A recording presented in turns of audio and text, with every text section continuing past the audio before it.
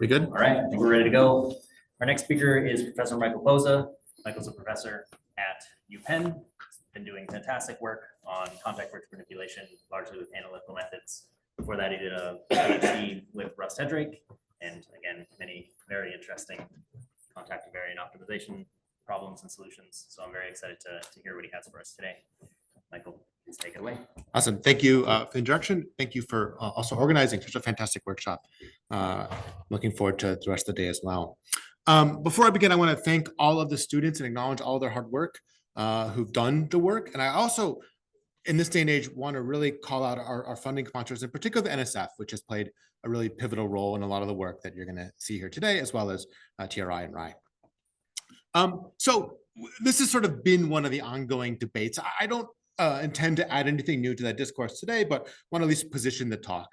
I think there's a lot that robots are going to be able to do largely via some form of memorization, whether that's folding napkins. If you saw the demonstration from Banner Robotics, sort of beautiful, high precision, high reliability demonstration, or even kind of forward thinking into pretty hard tasks, like, for example, making burritos where you have to scoop and roll and assemble. Challenging tasks, I think, some form of memorization is going to get us there. But I also kind of want to be a little bit more forward thinking and ask the question whether that's a viable strategy for everything. And so just thinking about an in-home robot now for the moment, you might say, well, my robot should probably be able to wash these dishes. So a very forceful, high intensity task to scrub, but dishes, they come in all different shapes and sizes. And so do kitchens in terms of coloring and lighting and the combinatorics of the number of different objects in the scene. And even just this one simple task starts to look pretty complicated, or at least quite diverse.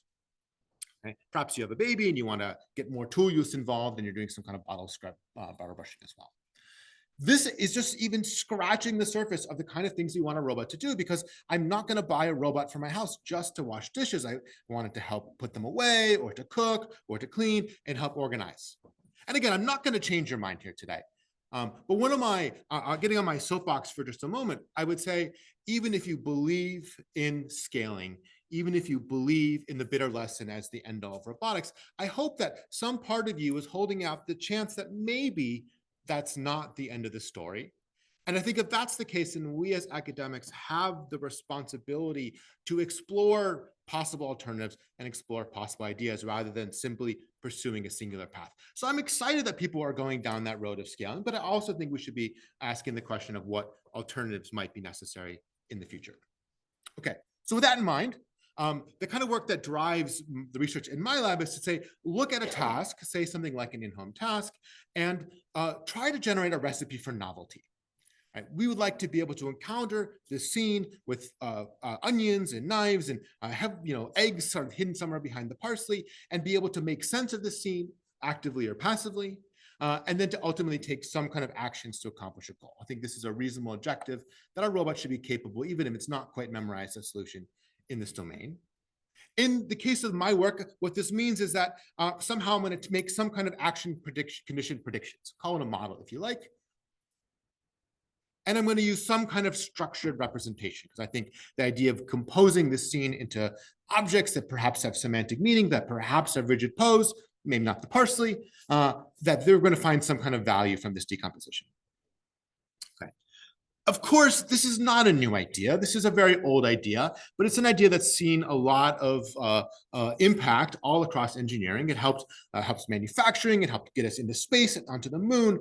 And yet, it's not really solve robots, right?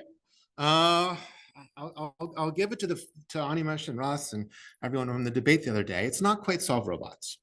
And I do think it's important for those of us who believe in kind of structured approaches to be a little introspective and to ask, why have we struggled?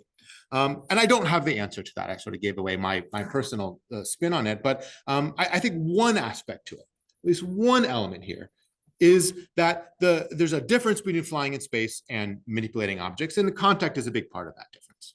And I think if we can better understand it, we can better leverage it both in terms of learning and control, we'll make some progress in this direction. So a few different things I think call out to me, particularly, you could have your own take. One is that the hybrid nature of the models make them very difficult to learn or to identify. that the multimodality challenges our algorithmic control and planning, which often relies on some level on differentiability. And then ultimately, the policies we tend to deploy are often quite sensitive to some level of model or state estimation error. And the more we can do to kind of tackle this, the better. Okay, so I'm going to talk about two things specifically today, just to keep things a little focused. I'm going to talk a little bit about learning from models, and also going to talk a little bit more about control, how you deploy those for models, all in the service of ultimately getting towards better generality some number of years from now. So, how much data? Okay, how much data should we need? And in this case, I want to say learn something about this object. Okay, it's a milk carton. We can all see that. But yet, most of at least the right one is a milk carton, the left one's a box. Most of the object is somehow occluded. Okay. Yet we can look at these videos and we can make a great deal of sense of what's happening in them. And yet, if you give one of these videos to a vision-only model, in this case, bundle STF, I think state of the art in the sense of object reconstruction and tracking, the occlusions are a problem, right? It can't see through those books. And so it's only able to partially identify these objects. And yet we as humans can infer more than that. Because you can look at this video, you could say, well, that box is moving and the robot's back there and the robot's moving around. So the robot's probably touching the box. And if the robot's touching the box, then we can learn something about its shape just from that fact. And in fact, you can probably infer, you don't know exactly what it looks like behind the books, but you can infer maybe it looks something like this. Right. So with that in mind, I want to talk sort of about some of the work we've done in terms of learning in recent years, motivated first by this simple problem. So if I take a ball and I drop it on the ground and I want to learn a model of its physics, the classic idea here is to take your learned model and make predictions with it and compare those predictions to the observations that you're seeing. In this case, we have a 1D problem, right? Simple as it gets. And the fundamental issue here is that as soon as you take your data and you start passing it through your context model, well, your context model is stiff and therefore your loss is stiff. And in this case, if you underpredict that height of the table, well, your data stops before it hits the table. You get a loss. It's bad. It's not right. But you have no gradient. And then if you, on the other side, you overpredict, right? You get a large gradient and you get stiff penetration and so on. It's bad. You could do the Majorco thing. It's a very reasonable differential simulation thing. Okay, we're still trying to learn models here. Very, very natural idea. Works okay. It smooths out the loss landscape, but it changes the answer. And one of the stories I've been trying to sell in the last couple of years is that this trade-off is not fundamental. Okay. It feels fundamental. It feels like, oh, I want to learn something about a stiff physical system. Therefore, I'm just going to have to accept that stiffness is part of my life and it's going to make my problem hard. And I want to say that's not necessarily true. Not in the supervised learning setting. We can do better. We can generate a loss function that doesn't change the answer, that smooths out the loss landscape without actually changing the solution. So the goal of this line of work is to say we want to learn very quickly from seconds of data. We don't want to have to do things like label contact events or modes. We'd like this to be reliable, and as much as possible, we want it to generalize. So the high level idea looks something like this, right? If you take your traditional idea of simulation, I'm going to avoid the math for today, to the most part. You take your simulation, it takes some parameters, it takes the current state, and using those facts, it generates a prediction. It makes a prediction of the next state, and also is going to predict the contact force. This is what any model does. Okay. The classic idea then is you take this model and you turn it into a loss. You take its predictions and you compare it with the output. See, feels very natural. Instead, though, you can take advantage of the fact that you've observed the state transition. And this is what we really want when we're doing some kind of SysID or model learning. We're going to take our parameters, geometry, whatever, and we're going to take the observed state transition. And then we're just going to try to ask the question of, well, did the model match the data? And you can do that without simulation. And you can do that by using an optimization problem in this case to guess a force. And rather than that force being required to match your model, it's just encouraged to do so in combination with matching the observed motion. And so now we have this embedded optimization problem. It's not a simulator. It's conditioned on the next state. It predicts a contact force that seems hypothetically reasonable, and it generates a loss to say how well did that force match the motion that you observed. Okay. This looks like a penalty method, and it's very essentially is a penalty method if you squint hard enough. And the net outcome of this is that we can infer forces with both match the observed motion and match the physical properties without being forced to strictly or approximately match the model, which is sort of what a diff sim kind of idea would do. And you can do this very, very quickly. You can learn things online. You can learn with simple representations of shape or deep representations of shape. It all kind of flows pretty naturally. And the neat observation here is that actually simulation is pretty difficult. Again, lots of people, very smart people, put a lot of effort into high quality, accurate, fast simulators. But this supervised learning problem is actually easier than simulation. And so there's no reason we should be forcing ourselves to simulate in order to learn a model. Okay, so going back to this kind of more interesting problem domain now, where we have this sort of visible problem. This is more recent work done by Bibin and Minghan that's going to be an RSS this year, where we're just going to combine vision tools with physics-inspired learning, given the nice portmanteau of physics here. So the core idea is relatively simple. We're going to take bundle SDF, and we're going to pass our visual data through bundle SDF. It's going to give us an idea of poses. It's going to give us a warm start of geometry. We're going to take those poses in geometry. We're going to pass them towards our physics-inspired learning setup. That's going to, at a crude level, start to infer where contact must have been made in order to match the observed motion. It's going to generate a kind of a rougher model because it's very sparse information that we're getting here, point contacts here or there. And then take those two things and combine them back again through a third pass, generating an SDF that uses the contact information to supplement the visible information, and this spits out a URDF. This is definitely not going to be perfect. Again, we're talking about seconds of data, heavy occlusions, very, very sparse information. But the neat result of this is that we get pretty reasonable geometric generations of these objects from anywhere from 4 to 10 seconds of interaction data, again, with these occlusions. Compare this to bundle SDF. We also compare this to a number of deep reconstruction algorithms where you kind of give partial views to the state-of-the-art deep generative model and ask it to figure out what the object looked like. And those still aren't quite there yet. So I think we're getting to the point now where we should be able to look at a scene and figure out a pretty good representation of that scene. And there's this ongoing debate. I was like, well, how good of a model do you need? And I think that's an open question still to be answered, maybe for the panel. But I think it's getting to the point where these are probably good enough. And hopefully, I've set some students on the summer goal of showing that that's actually true, using these things for control. Okay. Moving on to control, so sort of what I want to focus a little bit more on today. This is a problem that I've been thinking about for a very long time now, over a decade. And the rough goal looks like this. I would like a robot to automatically, in real time, make decisions about its motion and what to touch and where to touch. And I know Heywan gave a talk earlier today, so hopefully he kind of primed a discussion of this problem. The core challenge, though, is that, well, the dynamics are not smooth. They're not differentiable. They're multimodal. And so we're going to have to deal with this multimodality in some fashion. There's lots of ways one could go about this, about trying to make this happen. And I think, as before, I want to lay out what I think is necessary for an algorithm. I think the algorithm should be capable of making these decisions online in real time. It should be capable of making non-trivial mode selection, which is to say that the contacts that were required for that particular task were not somehow obvious. And I agree that's not a well-defined statement, but it still nonetheless is the goal. And then lastly, I don't want to get in the business of cost function hacking or reward function tuning. So we'd like to express the desired outcome as a cost function, and then hopefully the algorithm can basically figure everything else out. What we settled on here as a goal, and I stole this, I see Russ is here, so I stole this phrase from you, Russ. I'll give you credit. Is we want something that's like LQR, but for contact. It should be on the slide. Okay. But LQR doesn't work because LQR is based in linearization, and linearization doesn't handle multimodality. So instead, we're going to kind of try the next best thing, which is piecewise affine or piecewise linear. In this case, represented via this linear complementarity system. If you've not seen these before, don't worry too much about the details. It's a piecewise affine representation that tries to linearize all of the bits of your simulator that are differentiable and leaves the hybrid nature intact.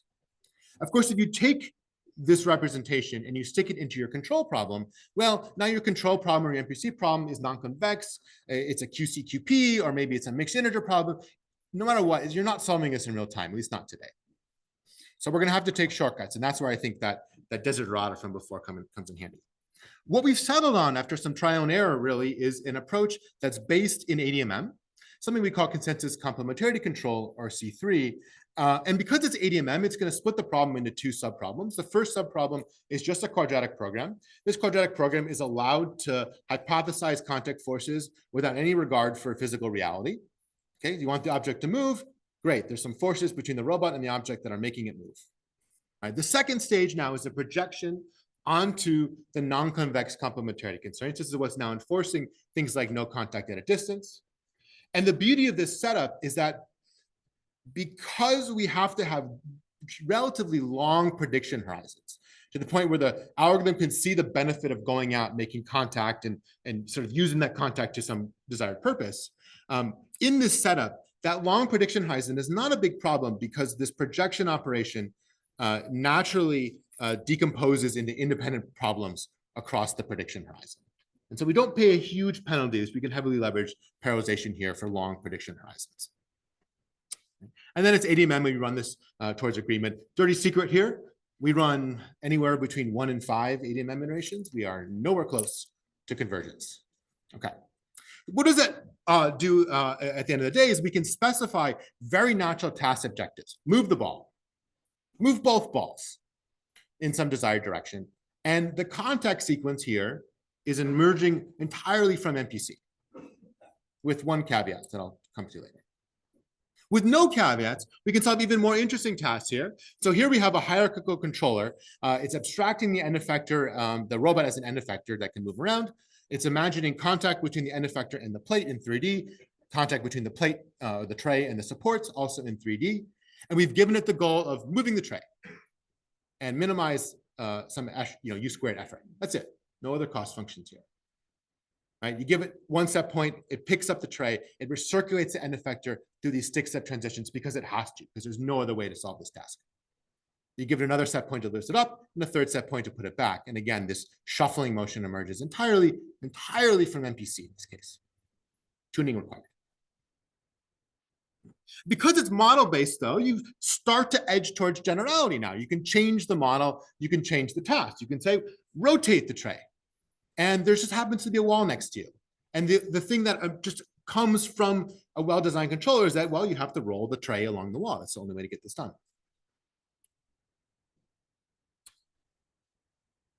So this has been great. And I think I'm really excited by the work in general the progress we've made on MPC, but it's still inherently local. And I've been thinking a lot about these hybrid control problems. And so here's sort of one example of places it fails. And so you can imagine thinking of this linear complementary system as generating hyperplanes that you push on. All right, those are the contact surfaces. And in this case, it works out great. You push on the plane, we're relinearizing constantly, so that's not really a problem here, and it'll push the ball towards the goal. Except if you're on the wrong side of the ball. If you're on the wrong side of the ball, you can't pull on that plane. You actually have to go around to the other side. And right now that plane looks like an impenetrable wall to the controller. So this is going to fail here. Okay. And the problem ultimately is I think, I've spent a good chunk of my academic career saying, well, just use these kind of clever local models to think about control and planning and contact. And that's true. I think there's a lot of problems that are multimodal, are hybrid, things like in-hand manipulation, where local reasoning will get us there. And this is good because they have thousands of modes and we really don't want to do anything discrete over there. It's not going to work. But at the same time, there's other parts of these problems that still are discrete. Do I push from the left side or the right side? Do I go around or do I not go around?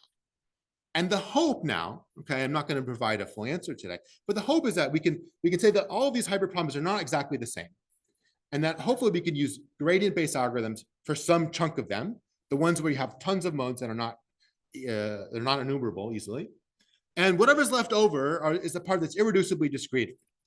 And we're going to use some kind of discrete planning algorithm over there, whatever that is, sampling, graph search, your favorite. So in our case, what we did is we combined sampling here, and we're going to split our control problem up into the question of what if we moved our hand, and then what if we ran local control? And the moving the hand to a different problem, that's a really easy problem. That's like a path planning problem. And then the local control is our C3 algorithm. And you get something that really kind of blends sampling for the high level part of the problem, sampling for the discrete part of the problem with local MPC. And very recently, we should have showed this across a space of tasks. So here's a couple tasks. We took a push T problem. Here we have a geometric model of the T, and that's about it. As well as this 3D jack reorientation problem. Both of these are randomly generating new target set points. For the T, it's in the plane. For the jack, it's a 5D kind of XY full rotation target. And to accomplish these tasks, it's going to have to make and break contact. It's going to have to reposition the n effector. So this is just what I would call a clever use of sampling to address the irreducibly discrete part of the problem combined with local MPC.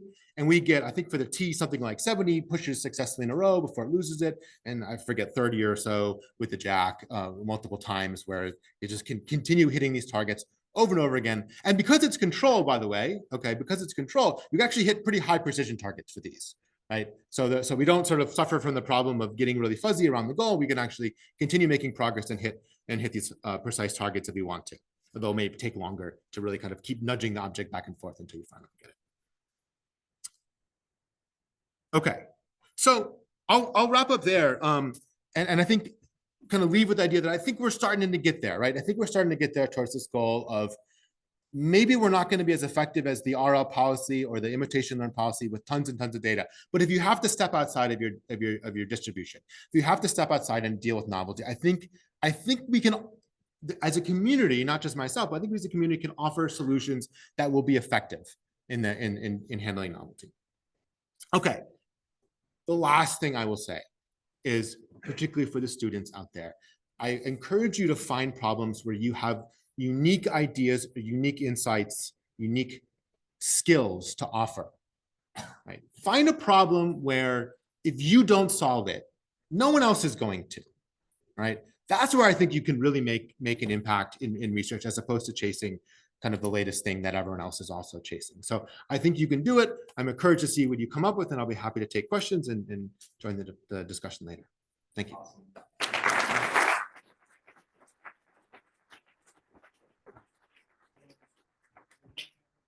The audience, for C3 MPC, how is the original linear complementarity problem reformulated as an LCD? Does it require any initial guesses for the linearization? There are no initial guesses. It's literally just a linearization about the current state. So we run collision detection, we linearize. That's it. Perfect. Okay. What were some of the failure modes that you saw in that first project? Reconstructing geometry and URDFs. Does it work everywhere out of the box? What's going wrong? The biggest weakness is the pose estimation part of the pipeline. So we're relying on bundle SDF for pose estimates. If bundle SDF comes up with jittery or really bad state estimates, we don't have a great way of repairing that. Our hope is to do this in a more unified fashion. I'm somewhat dissatisfied by the fact that it's two algorithms glued onto each other. I really think we should be thinking about vision and physics jointly through the lens of geometry, running on a single learning and optimization problem that kind of does it all at the same time. Yeah, well said. So there was a lot of non-PSI manipulation in the latter part of the talk. Are we there yet in terms of multi-fingered Dexter's hands? Is it a compute issue? Is it a model issue? What's the gap that we need to address there? Obviously, my lab's not there. Otherwise, I would have showed it. I don't think there's a fundamental reason. I've always been a little hesitant about the hands that exist. We need to do it. That's the short answer. Yeah. All right. Sounds good. One more, maybe I'll jump the gun on the panel a little bit. How good of a model do you need for these sorts of tasks? And the models that you've learned, the models that you've shown here. Yeah. I mean, I don't have I don't think it's a single answer to that. I think it's really task dependent and object and scene dependent. I will say for some of the control tasks we're showing, we don't put a lot of effort into SysID, right? So we have a rough geometry estimate. Maybe it's 3D. If it's 3D printed, it's pretty good, to be fair. But we don't put effort into identifying friction coefficients. You know, so I think the tray manipulation problem I showed, we threw stuff onto the tray that I didn't know about. That was fine. Up to a certain point. If you double the mass, then it stopped working. So I think, you know, I think we can be pretty robust, but I also think robustness comes from something we don't really understand. There are a lot of like simple model-based strategies that are remarkably robust, but that's because there's something about them that's using like the right simple model in a way that I don't really have my head wrapped around. Awesome. Let's thank Michael one more time.